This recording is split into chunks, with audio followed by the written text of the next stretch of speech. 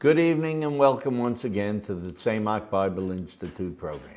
I'm John Klein, and with me tonight as usual is Ken Garrison, pastor of Fellowship Church and founder of the Tzemach Bible Institute. Good evening, Ken. Good evening, John. Ken, I have a real bold question for you today, and that is this. Today the conference is going on in Annapolis as we film this program. To bring the Palestinians and Israelis to the peace table to solve the Middle East question once and for all. But is it true then that the goal of the Bush administration is the destruction of Israel as we know it today? Well, John, certainly that would be our position. We believe that there is an element of Israel that is a faith, a fulfillment of Bible prophecy, and that the United States, we believe, the administration desires to destroy. Now, the real question along with that is why and why would the Israelis be complicit to that sort of thing? Okay, so now if we back this up, we could see that the whole idea of the disengagement, the removal of 9,000 believing Jews from Gaza, it was the Sharon Olmert idea. They presented this whole concept to President Bush, and he fell in love with it.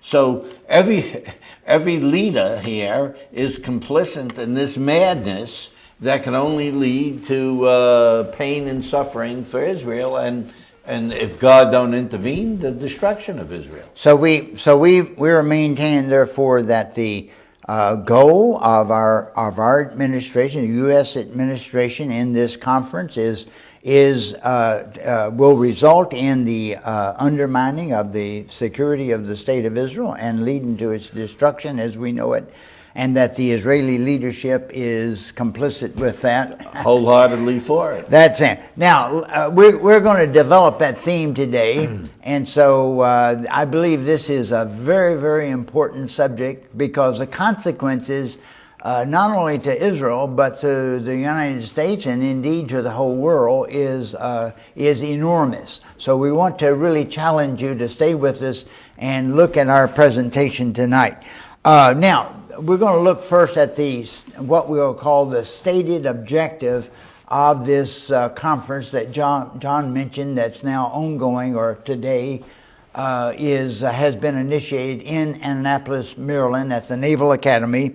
The stated objective of that is the attempt to pressure both Israel and the Palestinians into some sort of compromise position that will lead to the so-called two-state solution, which would guarantee security for Israel and self-determination for the Palestinians. Now, that's the stated overt purpose of the conference. Now, the real purpose of the conference is to attempt to expand U.S. hegemony in the Middle East for stabilizing the region.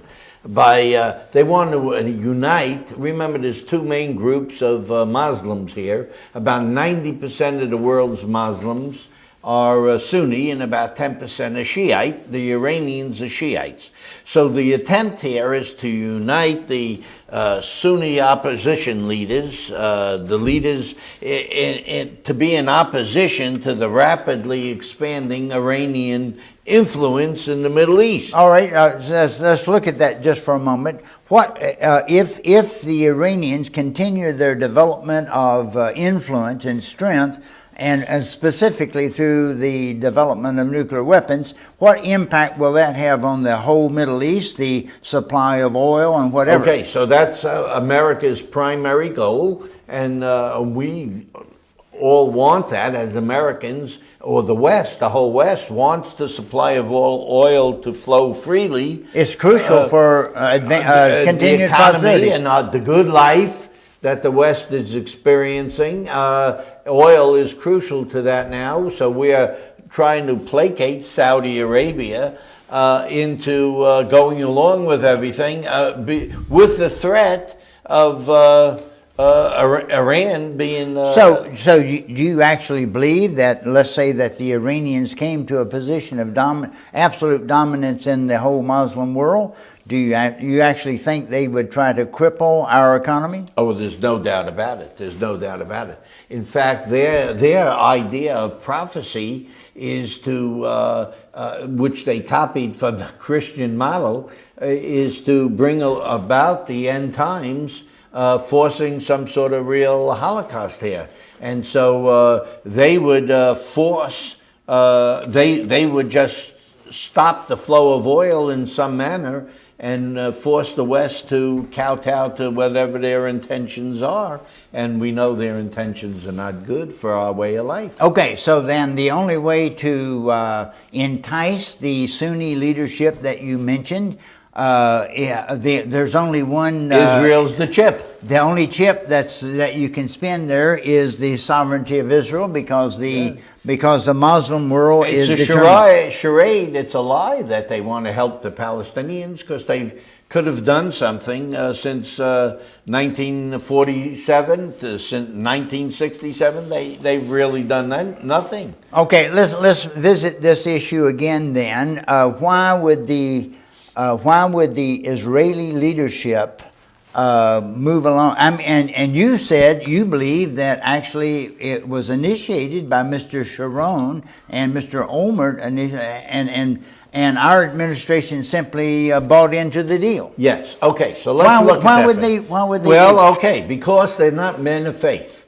They believe that that Israel's existence is solely dependent on the United States' war machine, and that we can sustain Israel indefinitely, and that left to their own devices, one day the Muslims will get the bomb and use it against Israel. So they have no faith in God, just as you and I, and this is a Christian TV station when we're talking to Christians, Bible-believing Christians, just as you and I believe that God is alive and active in today's society and sustains us, that he is the source of our existence, not the United States' State Department, the war machine.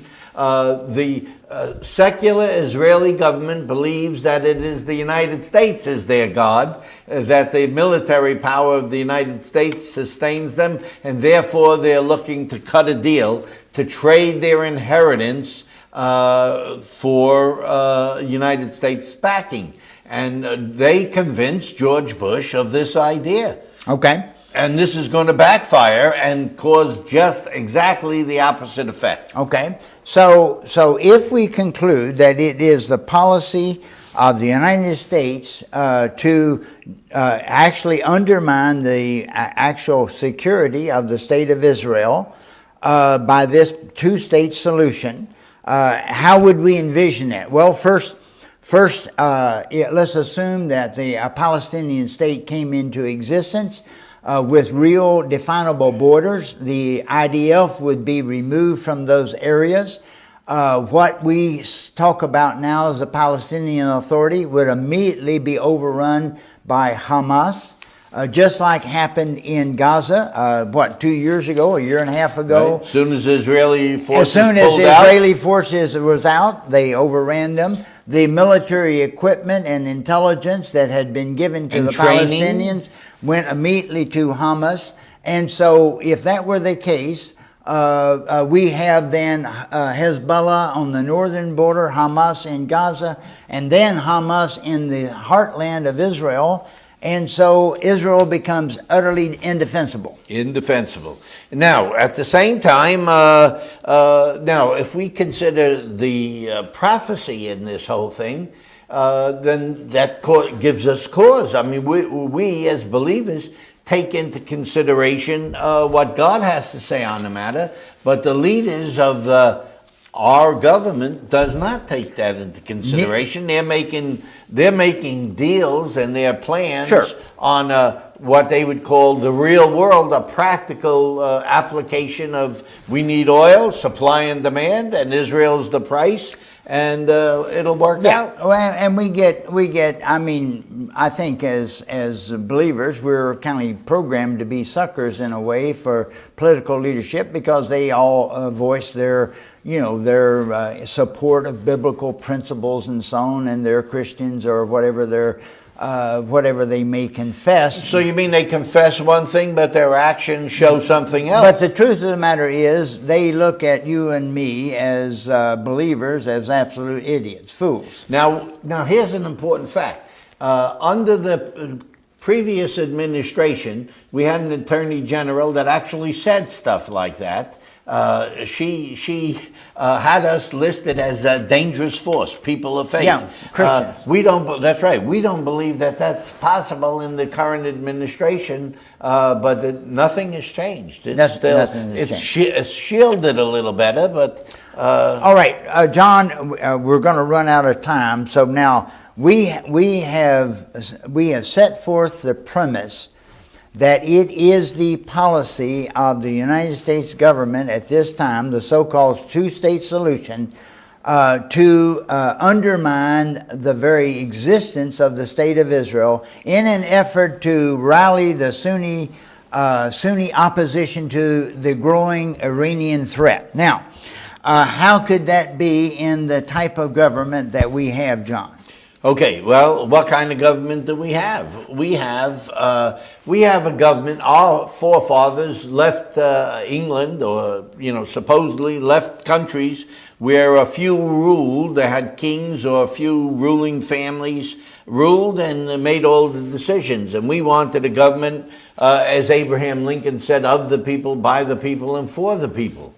Has that actually happened, or has something else happened in our day? Do we have these powerful families or groups or influential businessmen or whoever they are running the country? I'm going to introduce the terminology oligarchy. We have some diagrams that are going to work at to kind of demonstrate or illustrate what we're talking about. Oligarchy is a Greek term, a government of a few, especially small factions of individual or families that believe themselves to be superior and are in control. Now, we're using a dictionary out of the American Heritage Dictionary for oligarchy, and so we believe that there are such individuals and families that, for all practical purposes, are now in control of government policy. Okay. We don't need to speculate on exactly who they are. There's all kinds of names or abbreviation of names thrown around. It's sufficient to say that they are individuals or families that have great wealth and influence and want to make sure that things run on a smooth plane, so they they maintain their influence and their money, and in fact even gain in that. Sure. And so they're pulling the strings on one administration or the other because they are the powers that be. So we would believe that leading families and wealthy, influential families dominate foreign policy, and hence have made the decision that Israel is a stumbling block to that growing economy, their growing power and riches and so on. So the only conclusion is we must move along with especially the Saudi Arabians, and Israel's a stumbling block. Israel must be removed. Sure. Listen, this group that we're talking about, whoever they are, and that really run the world, they lost confidence in the Bush team, and therefore, right after the Democrats won the House and the Senate back, Mr. Bush had to fire his leading defense minister and Secretary of State, and therefore we have Dr. Condoleezza Rice running the show now, or at least being the face of the show. Right.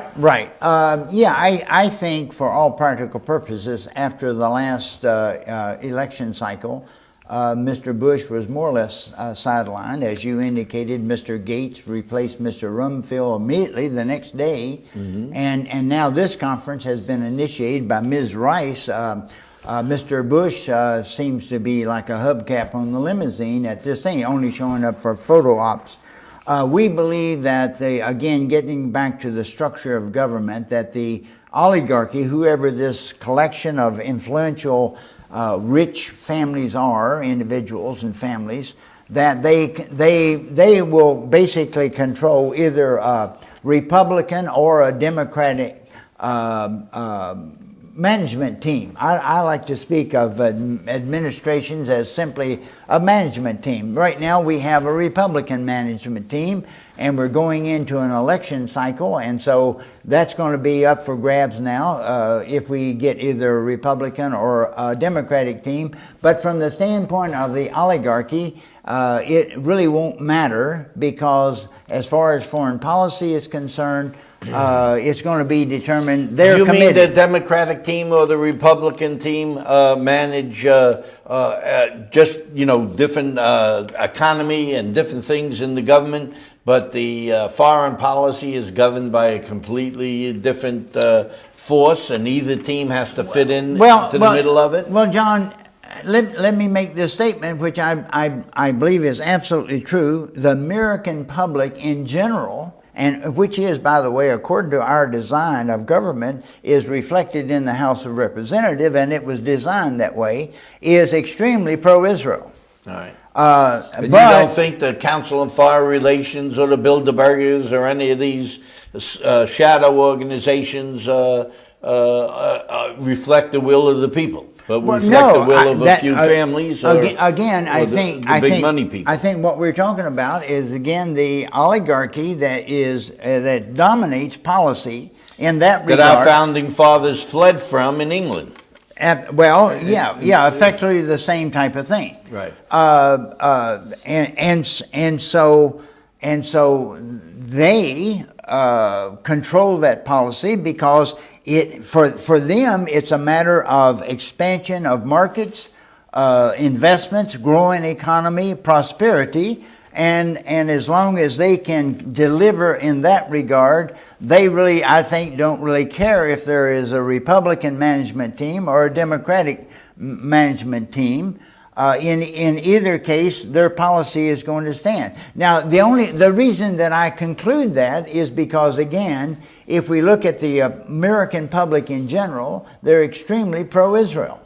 Where would you find, outside of the Muslim community in America, such bold support for the Palestinians? Now, there's a few idiots in academia that does that, but that's where Dr. Rice comes But generally speaking, the American public is extremely pro-Israel. Now, we're acting absolutely contrary to that. The only conclusion that I can come to is that there must be such a shadow group somewhere that's determining that policy. All right, and without their consent, let's say, we know in the spiritual realm that Satan is pulling the strings, even though they think they're pulling the strings. All right, so this is a satanic plot against whatever God is doing. Now, in the book of Revelation, it speaks about the dragon giving his power to the beast government and the harlot and so on and so forth. So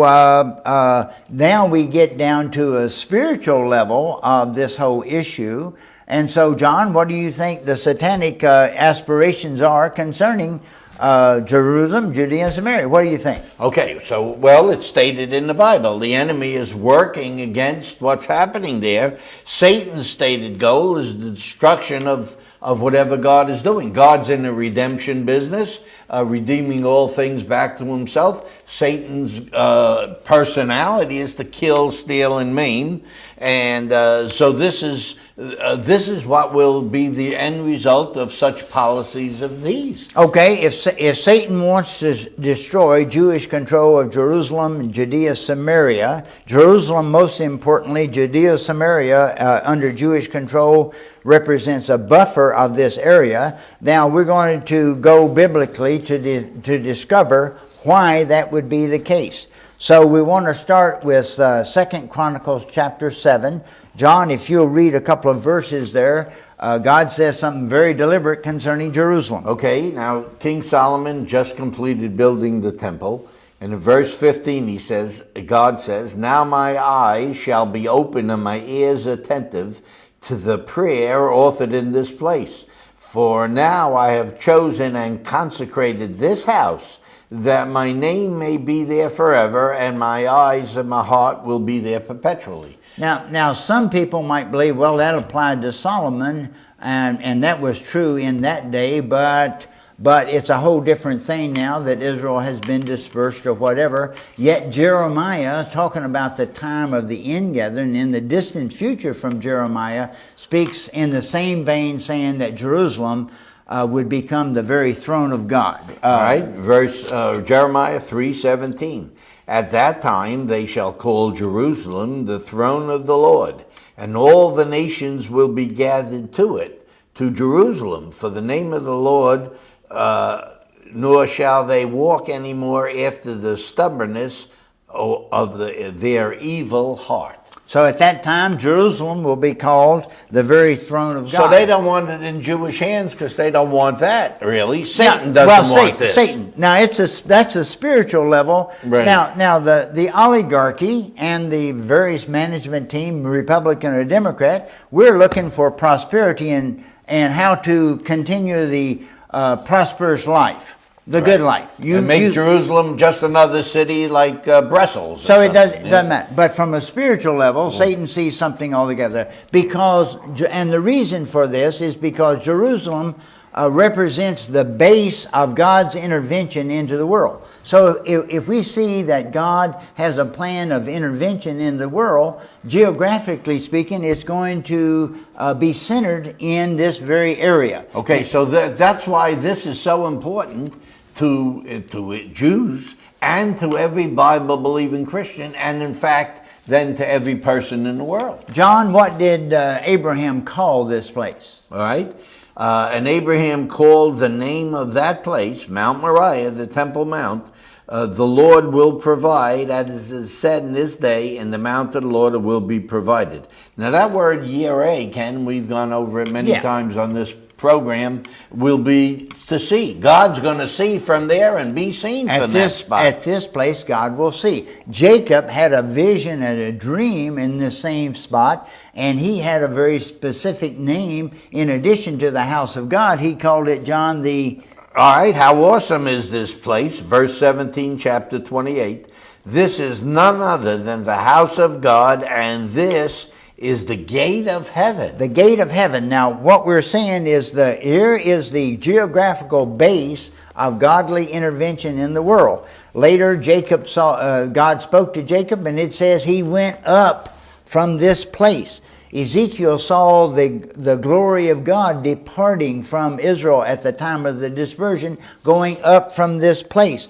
Elijah the prophet went up from this place. Now we're talking about Judea, Samaria, and East Jerusalem that the whole world is pushing Israel to relinquish. Yeah, see, from a satanic standpoint, he must get that out of Jewish hands. It's a few acres. I mean, the whole of Israel is like Jacksonville to Kissimmee. I mean, there's nothing there. And the area that we're talking about, Jerusalem, Judea, and Samaria, would be no larger than, say, Orange, Seminole, and parts of Osceola County. I mean, we're talking about a very limited area. From a New Testament perspective, this is the Mount of Olives where Jesus arose from. Look at this. And after he had said these things, he was lifted up while they were looking on. Jesus is on the Mount of Olives with his disciples 40 days after his resurrection. And the cloud received them out of their sight, and they were gazing intently into the sky while he was departing. And behold, 2 men in white clothing stood beside them, and they also said, Men of Galilee, why do you stand looking into the sky? This Jesus, who has been taken up from you into heaven, will come in just the same way as you have watched him go into heaven. He's not coming to Kansas City. He's not coming to Annapolis, Maryland. Nope, he's coming to Jerusalem, and a Jerusalem under Jewish control. That's the prophetic picture. And that's the reason that Satan is determined to shake it loose from And Jewish. God will see what our position is in this thing. God wants to see how you feel about it. You're born from above. You're supposed to have spiritual insight. What is our position? Do we want to give away everything just for a short gain of having a flow of oil? Or do we risk the wrath of God crushing America because we are the power behind this? We're the false God standing between Israel and the real God. Zechariah the prophet saw the day that we live in, we believe, and he spoke explicitly of it in Zechariah chapter 12, verse 3. John, if you would read that. And it will come about in that day that I will make Jerusalem a heavy stone for all the peoples. All who lift it will be severely injured, and all the nations of the earth will be gathered against it.